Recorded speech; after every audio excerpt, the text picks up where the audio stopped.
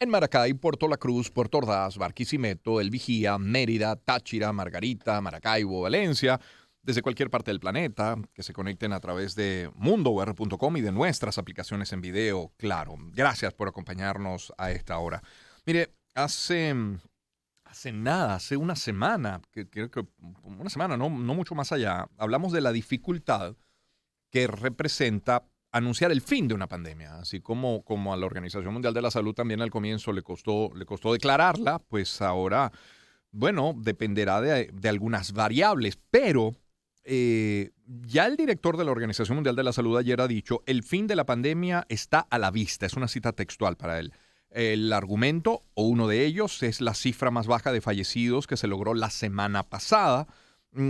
Ahora, también hay que decir, por favor, que anunció que detenerse ahora en los esfuerzos, sobre todo de vacunación, es correr el riesgo de más variantes de coronavirus, de más muertes, de más problemas y de mayor incertidumbre. Cita para Tedros Adhanom, director de la OMS. Por eso, partiendo de esa información, hemos querido contactar al doctor Julio Castro, médico cirujano con posgrados en medicina interna e infectología, profesor del Instituto de Medicina Tropical de la Universidad Central de Venezuela y miembro de la Red de Médicos por la Salud. Doctor Castro, buen día, ¿cómo está? Buenos días, Román. Saludos a tus oyentes. Un A placer.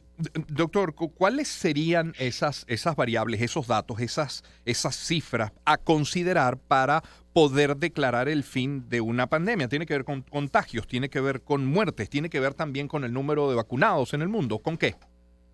Fíjate, usando la misma información que utilizó el doctor Tedros, ciertamente es verdad que cuando ves el número de fallecidos de la semana que culminó el domingo pasado, es el número más bajo que hemos tenido desde el 16 de marzo del 2020. Pero no es el único indicador. El número de fallecidos está muy relacionado con el número de casos. Y en realidad, por ejemplo, algunos utilizan la relación numérica de número de fallecidos entre el número de casos, porque a más casos más fallecidos, a menos casos más fallecidos, y eso te da una mejor perspectiva. Y cuando tú haces esa relación, no estamos en el punto más bajo, y los últimos 5 semanas han sido de aumento progresivo en el mundo. Si bien estamos en un percentil bajo en relación a todo lo que pasaba en 2 años, no es el punto más bajo. Entonces, eh, creo que las declaraciones de ayer requieren alguna explicación. Y Mm. la mejor forma de explicarlo es con el ejemplo que utilizó el doctor Pedro él mismo. No voy a poner otro ejemplo, y yo estoy seguro, Román, que tú lo entenderás porque eres corredor o has corrido antes. Él dijo explícitamente, esto se parece cuando el maratonista está viendo la meta Mm. relativamente cerca, y podemos utilizar el símil de los 42 kilómetros, Ujú, y te faltan a lo mejor 8 kilómetros. No es momento de parar, ujú. es momento de aumentar la intensidad de la carrera para poder llegar a la meta. Es decir, no se acabó la epidemia hoy. ¿Okay? Ciertamente, yo creo que el contexto de vamos a ponernos a retrocedernos a abril de 2020, cuáles eran nuestras sensaciones en relación a la epidemia, era una situación catastrófica. O sea, nosotros sentíamos amenazados, sentíamos la especie humana amenazada, nuestras familias, estábamos todos guardados, Ujú. el mundo entero guardado. Esa sensación obviamente hoy no está, y yo no creo que vaya a volver a estar. ¿Okay? Esa situación ha venido cambiando, pero no podemos negar, el domingo pasado terminó con 3.4 millones de casos en el mundo. ¿Okay? Entonces, la connotación de la pandemia con ese criterio, sí creo que estamos cerca de acabarla. Pero el virus no se va a acabar en un par de años, probablemente. Va a seguir habiendo cosas como, por ejemplo, el COVID prolongado, eh, el impacto que estamos viendo en este momento de inflación y devaluación en buena parte de los países desarrollados como Europa y Estados Unidos, es una consecuencia en buena parte de la pandemia también. Ujú. Entonces, hay diferentes aspectos de la pandemia que todavía están dentro de la sociedad con los cuales vamos a tener que seguir trabajando. Pero es importante que también Tedros dijo que envió documentos o crearon documentos la OMS donde instan a los gobiernos del mundo a intensificar las acciones para evitar la transmisión del COVID. Entonces, nos queda un trayecto, Sí. tenemos algunas cosas todavía. Y la pregunta que me hiciste al principio, ¿cuándo se declara la pandemia acabada? Cuando no haya ningún caso de transmisión de COVID en el mundo. Ahí se acabó la pandemia. Creo que Ninguno, estamos un poco. Eso es un buen punto. Ningún caso en el mundo, porque yo pensaba ayer, bueno, cuando llegue el momento, que no es este, cuando llegue el momento de declarar el fin de la pandemia, ¿significará eso que la pandemia desapareció de todos los países? Entonces la respuesta es sí, es cuando no haya Sí. contagios en ninguna parte del planeta. Sí, hay diferentes definiciones. Pandemia es una cosa, epidemia es Claro, otra. claro. Y entre una y otra, la diferencia es un poco sutil. Cuando hablamos de pandemia, estamos hablando de que hay un impacto masivo a todo el globo terráqueo de una enfermedad infecciosa. Eso no ha acabado todavía, ¿ok? O sea, hablaremos del long COVID, hablaremos de impactos económicos, Ujú, impactos sobre la educación, etcétera, etcétera. El virus es más fácil porque tú lo puedes medir. Entonces, ujú, ujú. numéricamente, por ejemplo, decimos que la epidemia se acabó cuando dejan de haber ondas pandémicas. O sea, cuando tú tengas una línea más o menos estable, con pequeñas variaciones de casos de COVID en el mundo, que puede pasar, que es pasar a una situación endémica, ¿ok? Es lo contrario de epidemia, y eso implica que tú tienes un promedio de casos más dos desviaciones estándar de una definición estadística que no se modifica sustancialmente durante un periodo de unas 15 o 20 o 30 semanas. Eso no está claro. Estamos preocupados porque va a venir una onda o debería venir una onda pandémica de otoño-invierno norte que va a empezar en las próximas semanas. Claro. Lo que sí dijo Tedros, que tiene mucha importancia, es que en la medida que evitemos la transmisión, evitamos la posibilidad de que aparezca una variante nueva que sea particularmente contagiosa o catastrófica. Y Ujú, eso es una realidad. Moraleja, no es momento de quitarse la mascarilla en los claro. sitios de Claro, riesgo. que fue en lo primero, en lo que la gente pensó cuando escuchó las declaraciones de ustedes. Lo primero que uno piensa, o sea, ya me voy a poder quitar. Ah, y es un buen punto para la próxima pregunta. Entendiendo que se acerca el fin de la pandemia, pero que no hemos llegado, habrá que insistir en las medidas de protección y en la vacunación. Eso me queda claro. Ahora, cuando se declare el fin de la pandemia, ahí sí se declarará también la liberación del tapabocas, por ejemplo. Sí, claro, Sí, en ese momento totalmente. sí ya. Así, en el momento que la transmisibilidad sea lo suficientemente baja, por ejemplo, hay el escenario que vayas a una situación endémica baja, muy baja, bueno, ya probablemente usar el tapaboca no va a tener sentido, pero Ujú. no creo que sea en este momento. Ya, Y va. eso hay que puntualizar los momentos. Creo que en este momento no tiene sentido que tú estés en tu casa con tapabocas. No Ujú. tiene sentido inclusive que tú estés en espacios abiertos donde la densidad de personas por unidad sea relativamente pequeña. No hay necesidad de usar tapabocas, pero en transporte público, en el metro, debería usar tapabocas, Ujú. en espacios cerrados, sobre todo si en tu trabajas en un espacio cerrado. Si tú eres salvavidas en una playa, probablemente no tienes que usar tapabocas, pero si tú trabajas en un banco donde Claro, en una oficina hay 8 personas en 20 metros cuadrados, probablemente sí tengas que usar tapabocas. claro. Y eso nos lleva a un concepto vital que no hemos hablado mucho de él, que es la calidad del aire. Y es algo que tenemos que empezar a hablar. ¿Qué parámetros tenemos para medir una buena calidad del aire en cada momento que yo estoy? Entonces, ya empezamos a tener eh, proxies o medidores, por ejemplo, de la cantidad de CO2 en un ambiente cerrado, que nos dicen cuándo yo puedo relajarme o no, o cuántas personas puedo tener en una reunión, por ejemplo.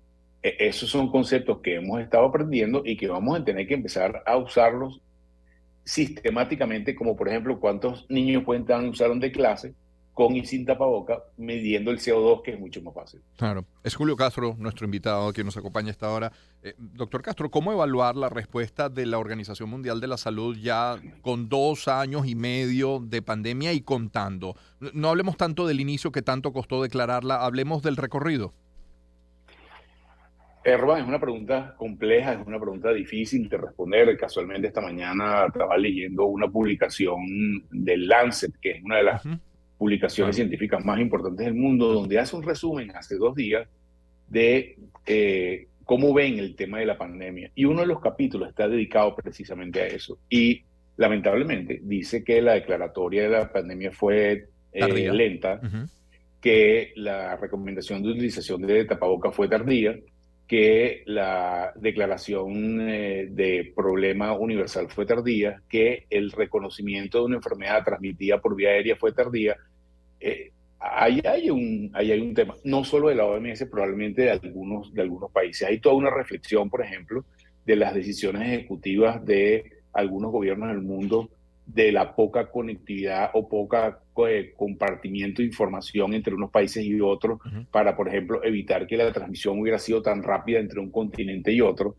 Bueno, creo que esas lecciones tenemos que empezar a discutirlas porque es lo único que nos va a garantizar que si vuelve a ocurrir un evento parecido a este, estemos en una mejor posición de la que estuvimos hace 2 años. Y Claro. esa es la gran pregunta, por ejemplo, y esto siempre ha sido un tema de debate, no está claro cómo inició la pandemia. Y Ujú, hay dos grandes teorías, ujú. que apareció producto de lo que en inglés se llama spillover, que sería así un poco como derrame de virus relacionado con contactos en animales en probablemente un mercado húmedo, o sea, un mercado de animales marinos, Ujú. pero hay la posibilidad también de que aún estudiando el virus de los primeros casos en Wuhan, haya habido una brecha en el Sí, laboratorio no voluntaria, es decir, no sí. fue que alguien inventó un virus, sino que los propios científicos investigando el virus hubieran podido contagiarse ellos mismos y haber sumado formas de transmisión de humano a humano por un manejo quizás inadvertido del virus en espacio de laboratorio. Claro, es Julio Castro que nos acompaña. Julio, teníamos tiempo sin hablar y creo que eso habla bien del momento COVID en nuestro país, porque si hubiéramos encontrado alguna razón para conversar antes, lo hubiésemos hecho. Ahora, tomemos la fotografía hoy. El reporte diario, que entiendo que no es el mejor indicador, que los mejores indicadores son semanales, pero el reporte diario nos habla de 57 casos en las últimas 24 horas y sin fallecidos. Ha llegado a veintitantos, pero ha pasado también los 100 en las últimas semanas. ¿Cuál es la foto? Porque al comienzo se nos ilustraba el COVID como una montaña. Entonces estamos ascendiendo a la montaña. De pronto llegamos a una meseta, como si fuera un tepuy. ¿Cuál es el punto ahora? Fíjate, nosotros en epidemiología, por una convención internacional, medimos esto por semanas, no por día, Claro, porque los días tienen claro. mucha variabilidad. Y si vemos el domingo pasado, cerramos con 834 casos que veníamos de 620. Es decir, un aumento del 30% en la última semana, que no implica una tendencia formal, pero Ujú, te está diciendo algo. ujú, Como yo te comentaba, nosotros tenemos un sistema de monitoreo alternativo, que es en los casos que llega con infección respiratoria en los hospitales, ujú. que ya mostraba esa misma tendencia hace 2 semanas. Es decir, pareciera que la tendencia es real, de que aumente el caso de síntomas respiratorios en los hospitales. Esto tenemos que verlo, ¿ok? No podemos decir que por 1 o 2 semanas de aumento quiere decir que vayas a tener una tendencia persistente de aumento. Y llega el momento en que los países no se comportan de manera simétrica. ¿Qué pasó al principio de la epidemia? O sea, tú decías, cuando subía a Colombia, subía a Venezuela, ahora bueno, de repente empieza a subir Sudáfrica y después tarde en que empieza a subir Nueva Zelanda. Y no es una cosa masiva, sino Sí, cada país ya tiene formas de protegerse mejor. Entonces esto hay que verlo, pero sí estamos en un punto bastante bajo, honestamente. O sea, llegamos a tener 9.000 casos a la semana. ¿Okay? Y que tenga 600, pues ya la gente entiende numéricamente en qué estamos. Lo ideal es que sigamos haciendo las cosas para hacer que estos casos cada vez vayan bajando claro, más y podamos llegar a el número mínimo de casos. claro. Los fallecidos han bajado de forma ¿Y la importante, hospitalización? muchísimo más baja. O sea, hoy en día es difícil ver pacientes hospitalizados con COVID en Venezuela. Ujú. Tendrás uno que otro hospitalizado en terapia intensiva, muy poco de tener, yo te digo, el sitio privado donde yo trabajo, que teníamos 12 camas de terapia intensiva llenas, con emergencia llena con casos de terapia intensiva. No tenemos un caso en terapia intensiva hace casi 3 meses. Entonces, eso da una idea Claro, de cómo se ha modificado la epidemia y ojalá siga así claro. para volver a la normalidad que teníamos en el 2019 lo más rápido Claro. posible. Por buenas que sean las noticias, no bajar la guardia. Gracias, doctor. Gracias, Román. Un abrazo. Feliz día igualmente. Es Julio Castro quien nos ha acompañado, médico cirujano con posgrados en medicina interna e infectología, profesor del Instituto de Medicina Tropical de la Universidad Central de Venezuela, miembro de la Red de Médicos por la Salud. Permítame hacer algo de publicidad, colocar algo de buena música y seguimos de inmediato con nuestro programa. Estaremos conversando.